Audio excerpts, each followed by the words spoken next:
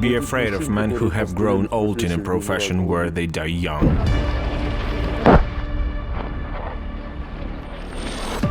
We crossed in two groups on the same boat.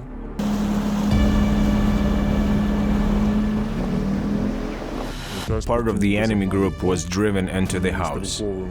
They were destroyed with small arms and grenades.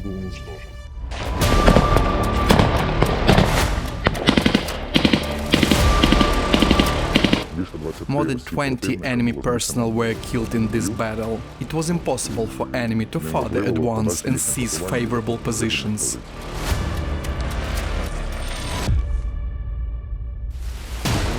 Unique relocation operation. 11 helicopters marched to our Ukrainian Donbas at once.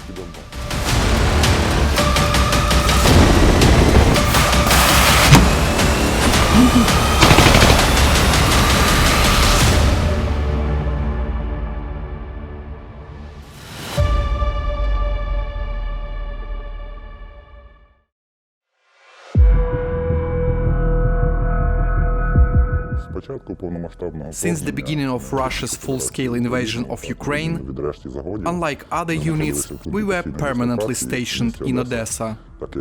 You know, Odessa is a strategically important city.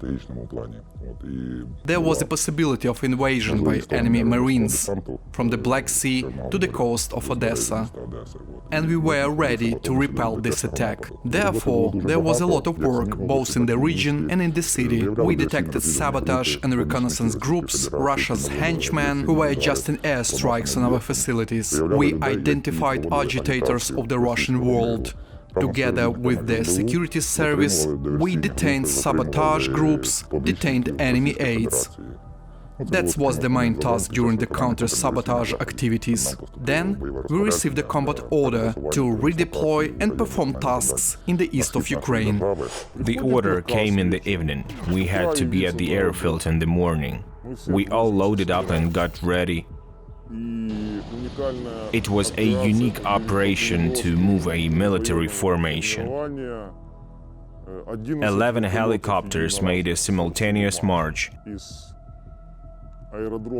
from the airfield near our favorite village to our Ukrainian Donbas.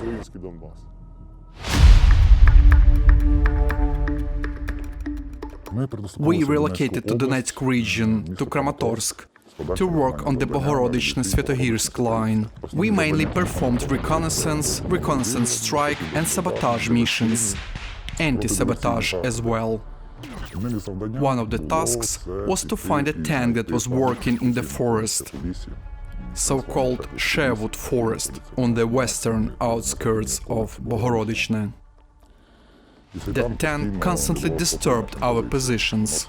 There were losses on our side, there were hits. Our groups went forward to search for this tank, and during this, the enemy was able to outflank our positions, came to our rear and attacked the company's command and observation post. The command promptly decided to return the groups and repel the attack.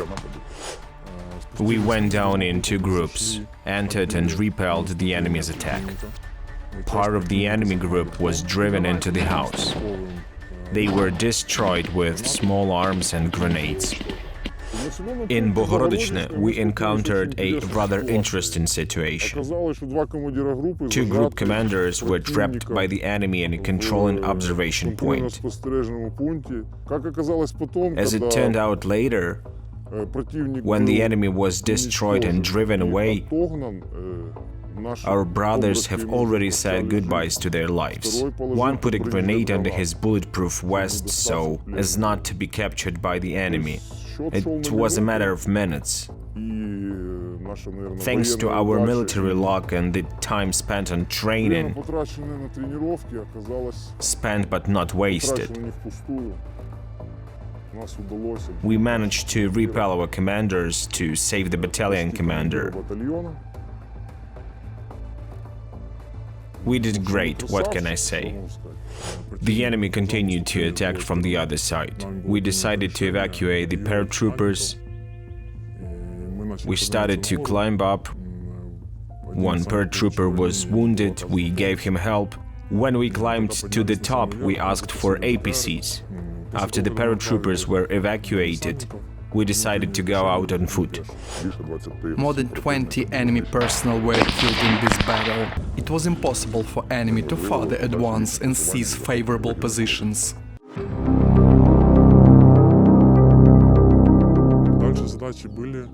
Then came the mission that we planned for ourselves, and we succeeded in every point as we had planned, and it all worked out. It's about the fire rate on Dibrova. Our task was to inflict maximum fire damage on the front line, followed by a retreat. Why was this done? When the enemy is sitting still and no fire is applied to them, they are relaxed and think they will sit there forever. They won't leave on their own, but as soon as you start conduct fire, the enemy comes out of the state of rest and it starts to move back. The difficulty was that the settlement was located on the fairly large distance from the contact line, and there was a wooded area in the front of the settlement. There was an oak forest for several kilometers, and a pine forest for about a kilometer in the front of the village. The front line ran along the river. We crossed in two groups on the same boat. One group was a fire cover, and our group stormed the house. Everything was planned to the last detail. We were given a mortar. By the time we got to Dibrova, the mortar started firing. We lurked. Before that, we had flyovers. We knew how the enemy acts under fire, namely hiding in the basement, and calculated the time of the shot and the time of the hit. It was about 18 seconds. After the mortar shot, our grenade launcher fired at about the 15th second at the gate because it was closed. After that, the assault groups came directly to the house and began the assault. The enemy was offered to surrender, but they refused and started shooting and received our response. After we inflicted damage, our intelligence revealed that the enemy has called for reinforcements. Their reinforcements were moving toward them from the Liman direction. Our mortar was covering our exit. It was dealing damage while we were retreating to the safe distance and reached our positions. It was successful. All our personnel returned. We had no losses among our soldiers or weapons. The mission was completed. We inflicted maximum damage on the enemy and showed that we were close, we were approaching, and I suppose their thoughts were that it was a time to retreat back home. Dibrova was important for them, because it's one of the settlements after which Liman is located, where they had their headquarters, where they had many units, equipment, warehouses. If you take Dibrova, then the road to Liman opens up.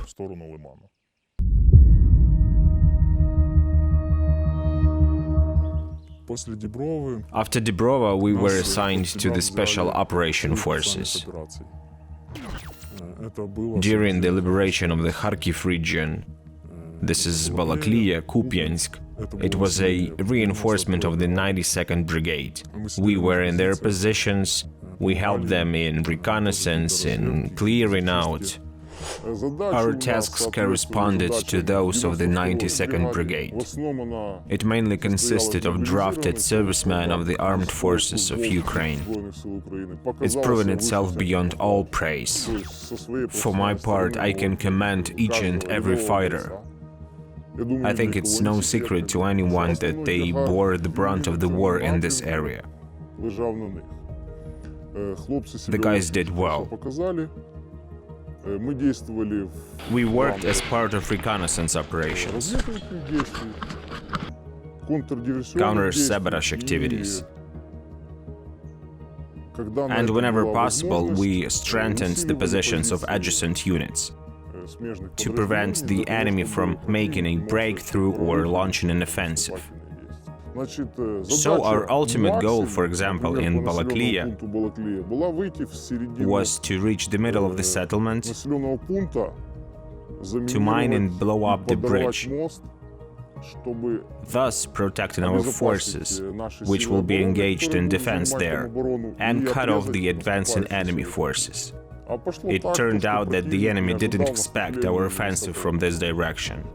This event was prepared by the Special Operation Forces. Everything was under their supervision, and you see the results.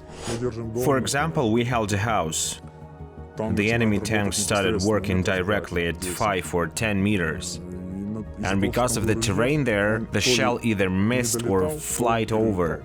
When the tanks started firing, I ran into the basement and out of it and saw the house is gone, the house is on fire. The neighbors who were also at the positions in my group had their houses hit by shells too. But thank God everyone was safe and sound.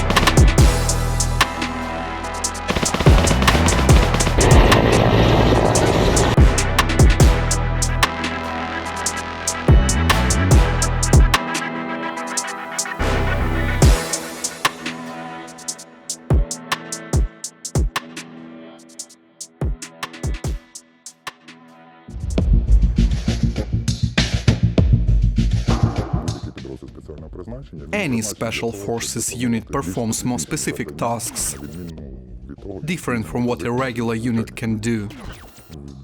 For this purpose, they are equipped with special weapons, vehicles and equipment. And the personnel are very well trained. Therefore, we pay special attention to the training of a command and staff, so that they can make the right decisions quickly and efficiently.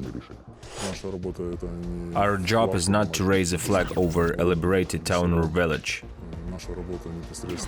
Our job is to conduct reconnaissance and create favorable conditions for infantry units. We understand what to do if we are ambushed, what to do if we run into an enemy position. We have a plan for such a case. We were taught this. We know what to do, so it's better to send us. We'll take a look, inspect it. If anything, we will fight. Since we are in reconnaissance, if we manage to knock out the enemy, good. If it doesn't work, we give a fight, leave, regroup. We found out where the enemy is and then make further decisions. All our operations include planning and reconnaissance. We consider all this in detail, and using our weapons, we carry out these operations. Could regular assault units do it? It all depends on their level of training, their experience of moving through forests, crossing rivers. That is, it depends on experience and those operations they performed before. We detect ammo at long distances. We strike with kamikaze drones. snipers also impact. One of the recent examples, just a few weeks ago, our sniper paired together with a special forces unit of the armed forces repelled an attack on our positions. The enemy was attacking our positions with up to 2 squads and a tank, and just 2 sniper pairs did their job and stopped this offensive. How much manpower was eliminated? Look, our sniper team alone, up to 8 people. It was very quick. In about 10-15 minutes. Mortars work directly on infantry. The enemy is actively digging, they are not afraid, digging without body armor, helmets. They are very easy target for mortars, which are good at it.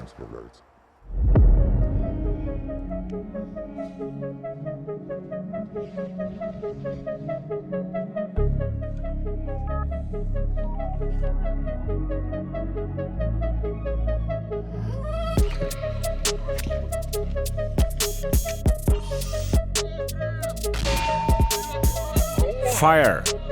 Shot! Rewind 40. Shot! Mortar shell went off. Shot!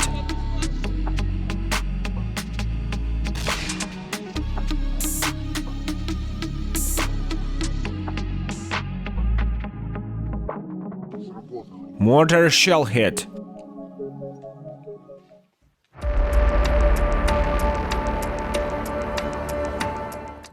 After Kupiansk, we moved to the direction of Kreminna.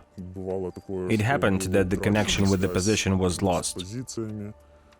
It happened that the enemy captured some positions, and our task was to bring people to new positions, or check the old positions for the presence of Russians there, and work with automatic grenade launcher. The fighting in that area probably never stopped. It started in the morning and could end in the evening at best, or it could last until the next morning. The enemy spared no effort and threw more and more people. Neither killed nor wounded mattered to them. And we noticed that one enemy group, which was supposed to go to the assault, it stood on the edge of the forest and hesitated and did not know what to do. And there were already normal guys behind them, fully equipped, making sure the group went there. That is, it was walking at gunpoint. The peculiarity of fighting there was that the enemy could throw 40-50 people to one position. The peculiarity of Kreminna is that all the Russian tanks there are T-90s. We didn't see a single old Soviet tank. Another peculiarity is that they have BMP-3s. They also have their new vehicles, Terminators. The peculiarity, their good pros also work there. But we can't really hold the line there. The enemy is, of course, much better entrenched there. The entire forest on its side is completely dug up. There are continuous trenches and dugouts. They are almost built in a pillbox, a dugout with a nice flooring. And they are constantly storming. One more thing about Kreminna. It's great activity of their birds. Drones are constantly flying there. So we went out with the AGL to work. We set up the AGL, the bird flew. It had located us. 3 minutes passed and artillery fire started. Before that, a helicopter came and threw unguided rockets at us. It's just for 1 hour AGL.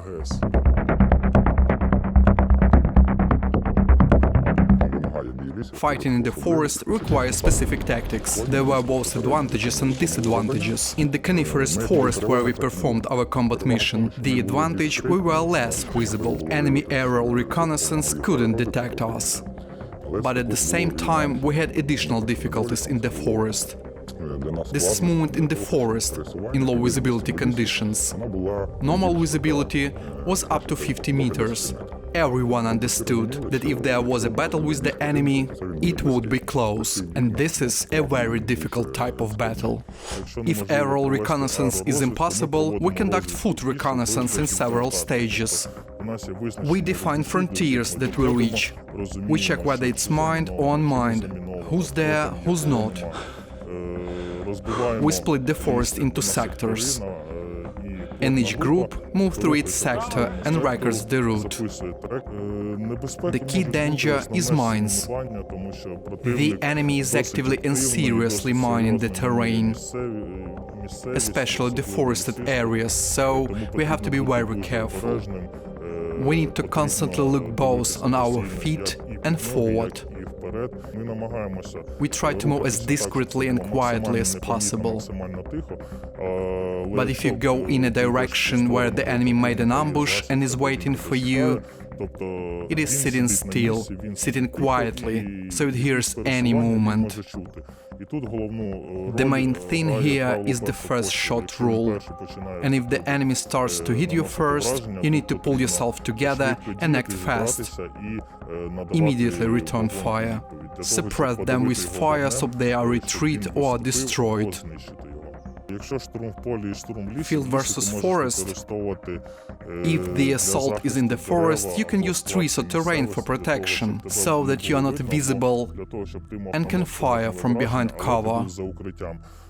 In the field, it's a bit more difficult. If the enemy has aerial reconnaissance, they can see you from above. This is the first thing. And secondly, you have no covers. That is, you need to plan carefully. Each type of terrain has its pros and cons. You cannot say that it's better to walk in the city, or better to walk in the forest, or in the field. Everywhere has its own nuances, and they have to be taken into account when planning and conducting operations. It's very painful to see that our forests are burning down, that they will be mined for a long time. It will take a long time to clear them. The enemy is also cutting down, literally mowing down many Ukrainian forests while building its fortifications and dugouts. I understand that the situation with our forests will remain difficult in the future.